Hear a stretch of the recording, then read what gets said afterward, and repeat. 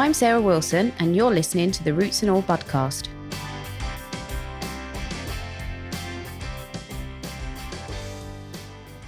Hello and welcome to this week's episode of the podcast. This week I have been very slack at getting things done, so I'm recording the intro and outro from my garden very early in the morning because it's surrounded by birds and it's just lovely.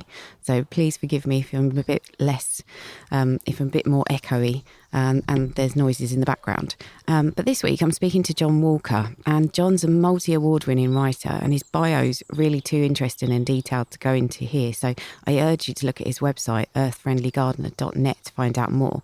But suffice to say, he's been my number one choice of guest to talk about peat since I began the podcast. So it's great to be able to have him on. And I started by asking John why we shouldn't be using peat. We need to be clear about what kind of peat we're talking about for gardening, really, because we're talking mostly about sphagnum moss peat, which comes from lowland raised bogs. It's not really the peat that comes from up on mountains, the blanket bogs up on highlands. Well, not yet anyway. Hopefully it never will be. Mm-hmm. Because all peat is kind of doing the same job of sucking carbon out of the atmosphere. But the problem is when you're digging it up, that's setting all this stored carbon free, because it oxidizes when it becomes in contact with the air, and then that's obviously adding to the carbon build in the atmosphere, which has kind of led us to finally saying the words climate emergency rather than climate change or global warming. So we're talking more sensible terms now about climate emergencies. We're talking about climate breakdown, talking about global heating. So these terms are becoming much more understood, I think, and obviously got a bit more impetus to them. Mm-hmm.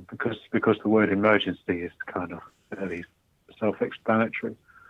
But the problem with using peat in gardening and horticulture, if you're a horticulture person where you're growing plants for a living and using peat, or whether you're a gardener who's buying bags of dirt at the garden centre which has got peat in, the bottom line problem, the rock bottom problem is you're making our climate emergency worse, and every bit of peat that's been used, since whenever, has added to that, just sort of added a bit more to that sort of carbon that's floating around in the air. Mm-hmm.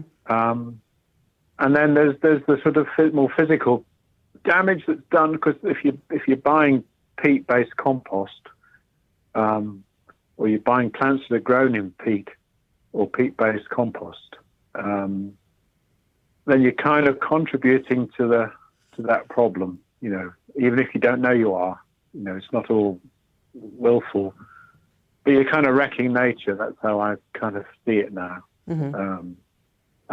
That's it. Yeah. People want to kind of argue about these things and say, oh, well, use a bit of peat to grow some plants to help bees. You think, well, that's not really cutting it, But I've heard all these arguments from people, often people who are quite influential.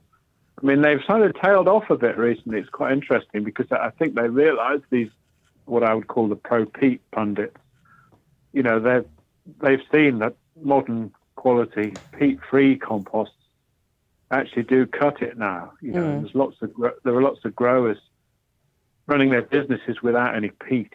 Yeah, because that used to be an excuse, didn't it, or an objection to going peat-free, was that the substitutes weren't up to scratch. But as you say, I think that's been proven wrong now, and that argument is obsolete. So what's happened, I think what's happened is the people that would have had these kind of slightly misleading arguments, shall we say, who sort of not really told people the truth sometimes and made out things that don't stand scrutiny, they've kind of gone quiet because they know the game is kind of up for peat, although it hasn't disappeared yet. The game is up, I think, now. The beginning of the end is kind of unfolding, and no one's really got a grip on that kind of story now, because more people are finding out about this. And it has, it's a sad thing to have to have happened, but it's kind of dovetailing into for the climate predicament, and it's kind of probably making more sense to more people, because of that. Because before it kind of looks as though everybody knows about peat, the problems with peat, and the advantages of peat-free. But actually, I think it's only a really small number of people that really understand it. But it looks as though everybody does. But I'm convinced that most people don't have a clue. They go to the garden centre, they buy these bags of dirt, and they're potting up some flowers or some tomatoes or something, and just having a bit of gardening. But they're not really thinking, I'm a gardener. These are the people I call the non-gardeners, but they're the ones who are probably propping up the peat sales because they don't know. You're not doing it out of malice. They're just uninformed. They're not listening to, they're not watching Monty Don on television. They're not listening to Gardener's Question Time. They're not reading gardening magazines. They're not listening to podcasts. They're not looking at things online. They're just wanting to grow a few things, and they need some dirt to do that. And of course, it's more than dirt. But that's how I think people see these things crossing each other. So going back to what you were saying about the carbon being released, has anybody actually measured that or estimated how much has been released since we started harvesting it for horticulture? I mean, there are figures, but they're often sort of global totals, if you know what I mean.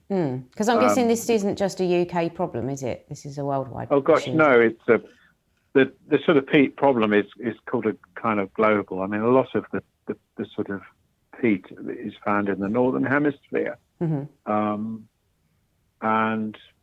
I've just thought of a figure.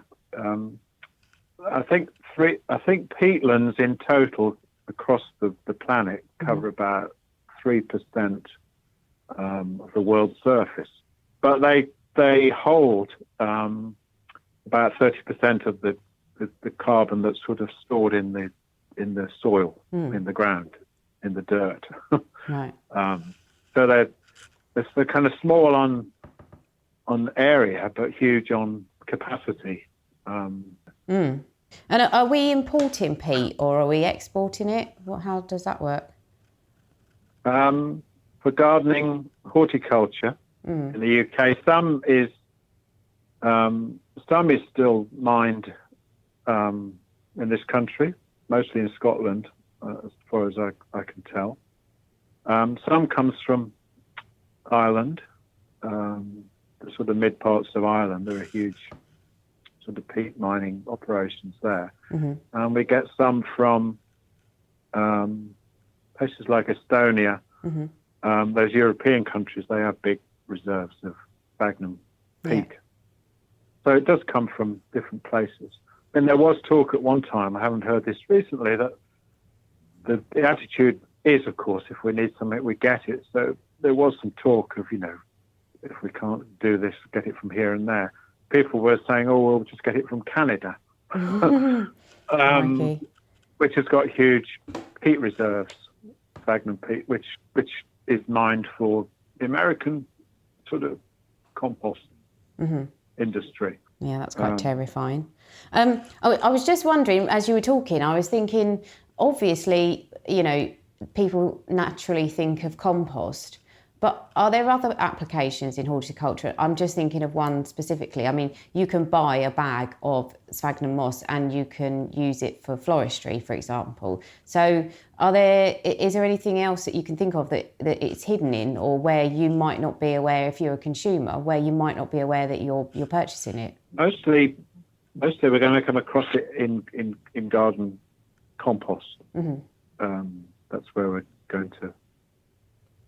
Which by its very nature kind of means the plants that you're buying as well, I guess. So you're going to come across it in the compost you buy and many, if not most, of the plants that are on the garden centre benches, unless it says explicitly it's peat free. And ironically, a lot more plants that I see in garden centres are grown without peat, because I can tell these composts, you can see by looking at them and feeling them that they probably don't contain any peat. But in 99% of cases, there's no label saying this plant was grown peat free. So they're losing an opportunity to kind of get me to buy it, because I would probably buy it straight away if it said peat free and it was a quality plant. I'm talking about real top quality plants, not plants that you wouldn't tell the difference between what they were grown in. And of course, it would be an educational point as well that could happen at a garden centre bench. And so many opportunities for this are lost by not doing this. And I think it's because some of the retailers, they probably don't even know the plants that they've had delivered are peat free. I think gardening retailers really got to get their act together. They've got to become much more educators and enablers rather than just floggers of stuff. Well, yeah. we don't want all this stuff. We want some gardening, not all this stuff. Well, as you were saying, if consumers aren't leading the charge for the demand, but from the demand side, then I guess the retailers need to step up and make sure that through their supply chains they're not endorsing the use of peat. Yes, absolutely. But if you go to National Trust properties, you may know this. All their plants that they sell are peat free. They have a proper business arrangement where somebody is growing National Trust plants, and none of their plants are grown in peat. So, but that again, that's quite a narrow sort of band of people who kind of know about it. I mean, some of them won't be bothered. They won't know or care because they'll just see these really good plants. Because I mean, the plants grown without peat are fantastic. They are sometimes better than the ones grown in peat. So they, all these things are happening, and some of it's very successful, but it's hard to see it because it's not labelled and nobody tells you. If you're in a garden centre, lots of commercial tree growers don't use peat either. Lots of herb growers don't use peat. They're peat-free. Perennials, peat-free. Lots of gold medal-winning displays at Chelsea Flower Show are stuffed full of plants that are grown without peat. They're all peat-free. I mean, they do sort of have little notices up, but I mean, I want them to have big flags up, waving them around, because the only way you're going to reach the sort of non-gardening people is to wave flags around and make a bit of a fuss, so they think what's going on over there, because otherwise they're just doing their bits of growing and not really connecting with the importance of, you go into a garden centre and the difference between buying bag A and bag B is absolutely fundamental. One bag is actually wrecking nature. The other one comes with some costs. Everything comes with a cost, but it's nothing like digging up, peat bogs and liberating stored, which is carbon, which is effectively a fossil fuel, which is what peat is, and sending that up into the air. Because this sort of strange thing I saw a few years ago, somebody was saying, it's all right to use a bit of peat-based compost because you can grow flowers that benefit bees. What they forgot, or perhaps they knew but forgot to mention, of course, was that you can, once you dig in the peat up, the effects of the carbon are not being confined. This isn't confined to our garden boundary. It's not confined to our country. This is adding to a global problem. This sort of climate emergency, which affects all species, ourselves included. So they're not worrying about it because it helps a few bees. I just think, well, what about the bees in the other side of the planet, Yeah.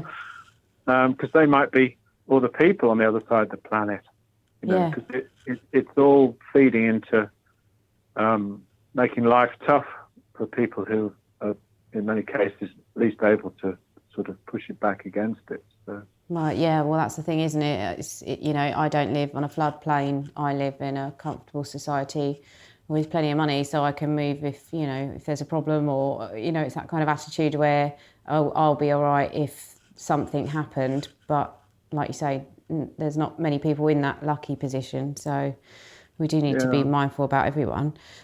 So obviously things are changing. Probably not quick enough. What would you like to see happen? Because it is so urgent that we act, that we make the change. It's quite hard to know what's going to happen, really. We know what hasn't worked, because there was this idea for a while that you would give peat-based compost. Peat-based compost can be peat reduced now, so it might have like 50% peat, 50% other non-peat ingredients. But peat compost can be up to almost 100% peat. So when I say peat-based, I'm talking about peat reduced and almost pure peat compost. So the idea was that we would have, coming alongside the peat composts would be peat-free compost, and people would understand the importance of not buying peat-based compost, and then they would start choosing the peat-free mixes, and then the market, the sort of market, would make the decision, because people would, as they bought more peat-free, demand for peat would reduce, and then the market would kind of reshape the buying habits, and we would get rid of peat, but that's been a complete flop. Right. This idea that the market would do that. Because again, we go back to the people buying bags of dirt. Most of them, I think, are people who don't listen to radio, don't watch TV programs about gardening or read about it, etc. I think actually you would be quite horrified. Speaking as a professional horticulturist, I think that, speaking from experience, it's not just the people who aren't that well informed about gardening. I think that it's, a lot of people are still not choosing that option, even if they're working in the industry, even if they're growing plants on a wholesale, volume. I still think there are a lot of people in horticulture who aren't actually taking it that seriously. Yeah, I think you're right. But if you sort of drill down to who's got the money, it's those millions of people buying a bag of dirt who are where the profits are coming in from. If you see. So this idea that the market would, I mean, I've seen, organisations who represent professional horticulture saying, the market will decide, quote unquote. And I just think, well, how can a market decide if the people who it's kind of appealing to don't have the information to make a decision? That's the problem. If you don't know what you're deciding on, how can you make a choice? That you can't choose something if you don't know have the information to think, well, what is the choice available? So it's been a bit of smoke and mirrors, really. I think it's what I call an engineered failure. This whole market will decide on, and it will get rid of peat because people will choose peat-free. I mean, it's partly what you're saying about professionals, because you see them on social media saying, oh, well, the peat-free composts are not quite there yet. And you think, well, they are here. Yeah. And they work. Some growers have been using them for decades to run, successful businesses. So you start to think, well, what's your kind of what are you trying to throw into this? What's your little sort of muddying message that you're really wanting to throw? Well, that's what I was going to ask. I mean, what does it come down to? Does it come down to kind of big businesses having their fingers in lots of different pies, or does it come down to a pricing issue? Because the peat-free compost generally is, I think, in my experience, slightly more expensive. Is it just as black and white as a pricing issue, or is there more going on behind the scenes to kind of keep a lid on the peat-free compost movement? I think it's all of the above. Because, I mean, the peat/peat-free thing is quite political. Right.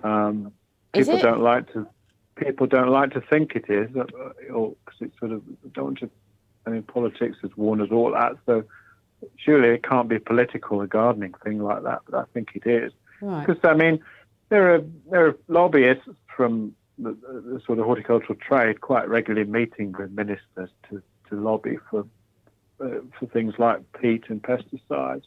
Most of it is just buying time, I think. Yeah. They say, well, give us a bit more time. We just need another few decades to sort it out, which they've already had.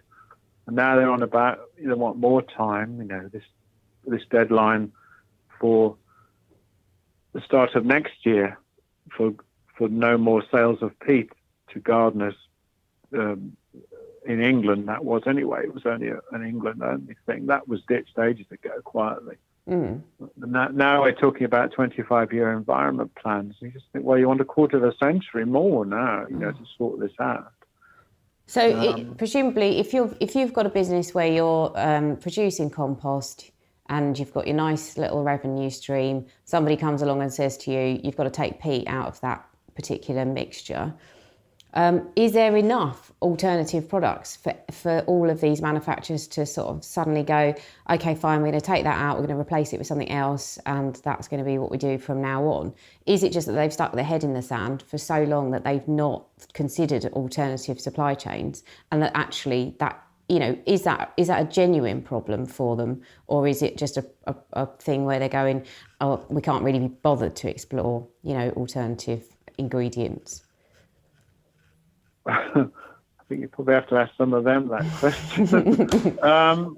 My own feeling is that, firstly, if somebody, if we're functioning government that was able to say, that we're going to stop you doing that by this date, and don't come crying to us asking for more time. Wouldn't it be a wonderful problem to have? Yeah. Say to the whole industry in this country, you're not going to sell any more peat to gardeners anyway. Maybe give the growers a bit more time if they want it. But as I say, there are growers who haven't been using peat for many, many years. It's not rocket science to do that. It's not like we're at the start of this. We're actually quite a long way in. I imagine it would be difficult to do that, but it shouldn't take that long. I mean, the thing about compost is we all want it, we all need it, and we're always going to want it. It's not something it's not a faddy thing or a fashion thing where I think, oh, well, we don't want any compost this year, we're fed up with it now. It's a really good business kind of thing, really good business, because it's a business where it's a bit like funerals, they're not going out of fashion or anything. I mean, what it would be, I imagine there would be problems getting the stuff, but we won't know until somebody says, right, that's it. And there's no sign of that. I mean, there's no sign of anything legislative at all, Peat-free compost isn't going to be the top of No. any politician's list, Well, will it be better or worse if we come out of the European Union, for example? It's a good question. I don't really know what the answer to that is. I'm not really sure about that. I just wondered where, if there was to be some sort of directive, where would it come down from?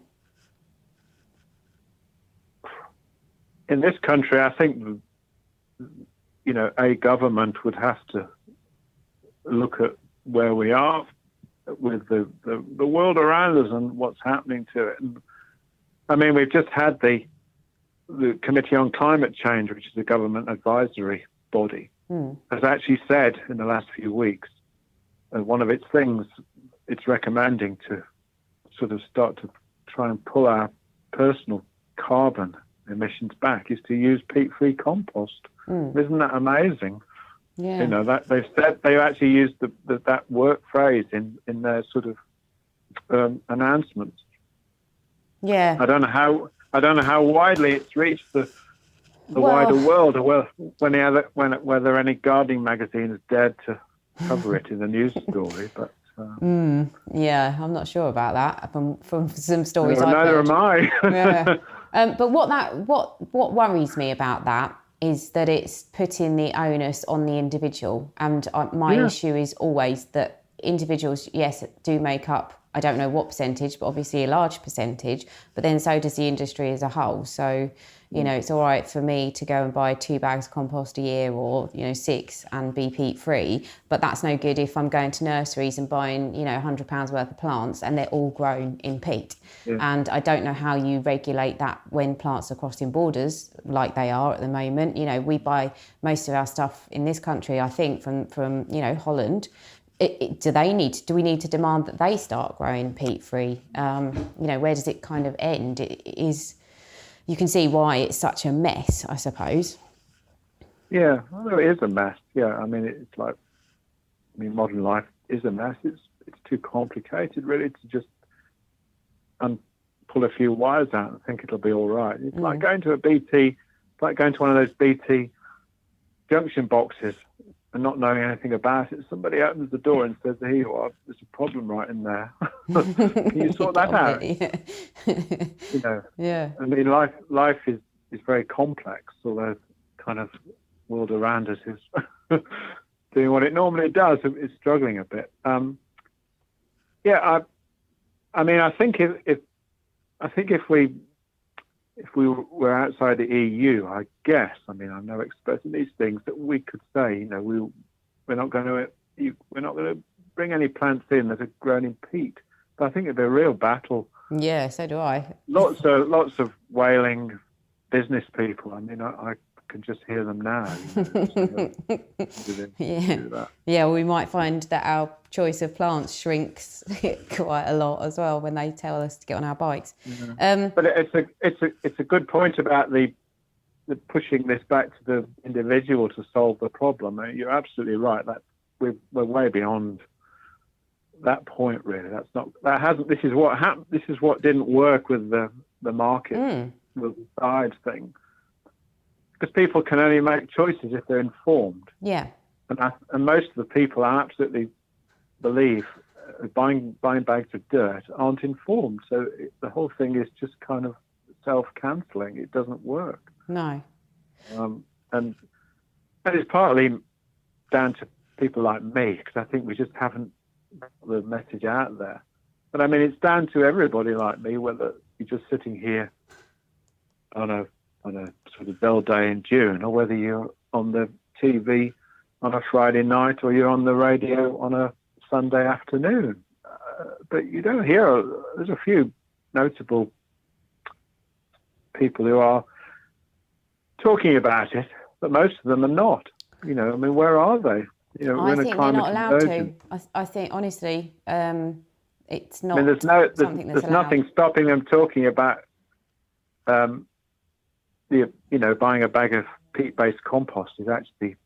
I think I would beg to differ, actually. I think it comes from higher up within the organisations they work for, who set the agenda, basically, of that particular programme or that newspaper or that magazine. Speaking from what I've heard anecdotally, I'm not sure actually they are 100% to blame, because they can only talk about what they can talk about. So, yeah, I'm good at kind of pointing the finger, but in that instance, I think maybe it runs a bit bit deeper. Not everyone's as lucky as I am, where I can just say exactly what I want and talk about what I want. I think it is a problem, and that does indicate that maybe it's coming down from a higher level than you kind of, maybe initially think about. So just going back to, what you were saying about consumers, and it is a case of education, so we really should all be spreading the word. But just in case anyone's not 100% sure, what brands can you buy? Is it just as simple as looking for a bag that says peat free on it, or should we be seeking out particular brands? Are there ones that are in most garden centres, that we can kind of guarantee they're there? How available are they? Wow. Yeah, lots of questions all in one there. Sorry. I think let's deal with the peat free sort of tag first, because if you see peat free on a bag, it's not a brand. It's just a kind of telling you what's not in it. There are bags of peat-based compost which don't tell you anything about what's in it. So if you find a bag where there's no information of the contents, you have to assume there's a proportion of peat in it. So you need to sort of be steering away from that. The problem with the peat-free, it's kind of a victim of its own success in a way, because it says peat-free on a bag, a plastic bag full of dirt, although it's much more than that, as I've said. It's no guarantee that compost is going to give you good or really good results. You could be badly disappointed because there's lots of bandwagon peat-free composts out there, because that's life. Something comes along and everyone jumps on the bandwagon. The problem is kind of amplified when I see this all the time, quite often from conservation organisations. Not that I would speak against what they're doing, but if someone just says, "Oh, go peat free," and sticks a few exclamation marks on the end, it doesn't really mean anything anymore. It's okay just to get that kind of bit of awareness going, but it's probably not going to mean much to most people who need to know what it means. And the problem with that is that unless you say go peat free and these are really good composts worth trying,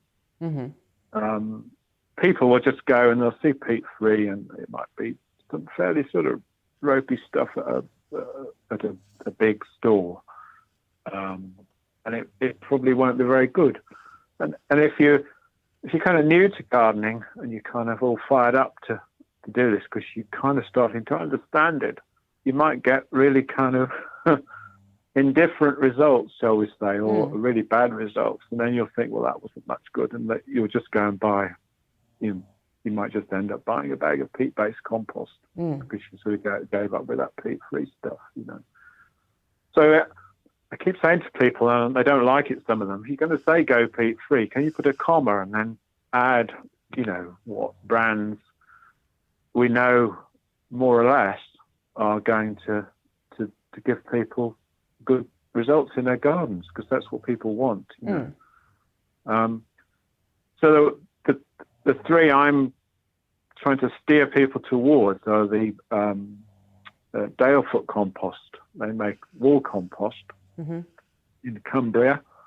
Make that from composted wool, sheep's wool, and bracken. They cut bracken and compost it down and mix the two together and create a range of compost. They've all got organic certification as well now.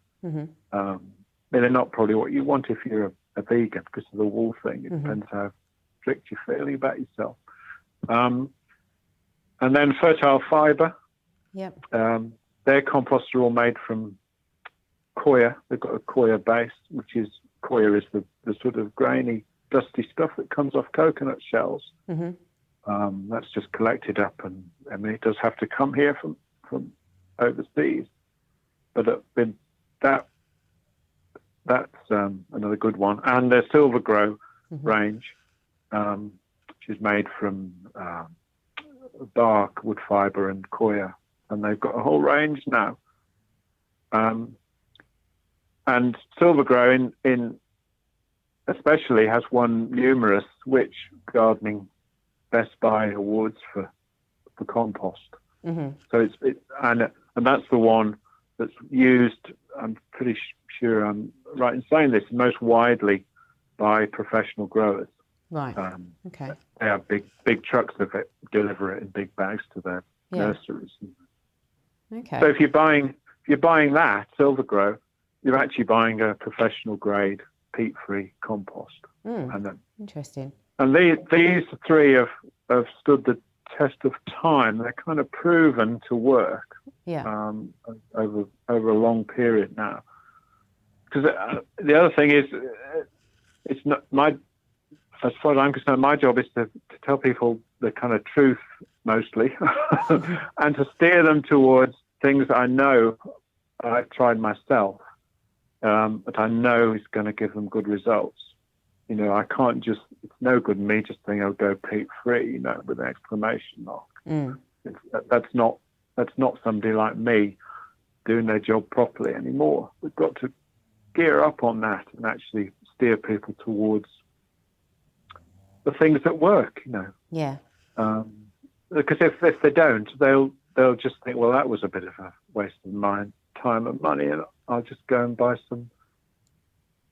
a bag of peat-based compost. So I mean, it is, we're getting there, but with just saying go peat-free, it's kind of one step forward and two steps back in a way. Mm-hmm. Unless you put the comma in and then just say these are the ones worth buying. Yeah. I mean, they probably might cost a bit more sometimes. If you can club together with your friends or a gardening club, if you can get a pallet of these peat frees delivered, the cost will come down. So it needs a bit of lateral gardening thinking. But again, it's only really committed keen gardeners are probably going to be doing that. So you've got to try and get the message to the people who are buying the bags of dirt, and also to the sort of keener people as well. So the way is to bring the prices down. I mean, the prices vary wildly, but if you're buying this stuff online, you're stung instantly by delivery costs, so. But I mean, ultimately, I think, I don't think there's much chance of the cost of peat, a good quality peat-free compost is suddenly going to come down and be in parity with sort of an average peat-based compost, because peat is quite cheap to mine. You just go and you just drain the bulbs and then you scrape the stuff off. It's a difficult change, and it needs to happen. It's not going to happen overnight from what John's saying, but the problem is it needs to happen, if not overnight, then within a really short defined time period. And as you probably know, I'm not normally in favour of government legislation, but in the case of peat, I think we might need it. And if you're interested, do follow forest gardener Jake Rayson on Twitter, who is at ForestGDN Wales, as he's launching a petition which might be live by the time this episode airs, but if not, it will be very soon. And he's doing great work in this area. And you can also follow John, who regularly tweets about the issue, and he's Earth F Gardener on Twitter. So thanks for listening, and I will catch you next Tuesday.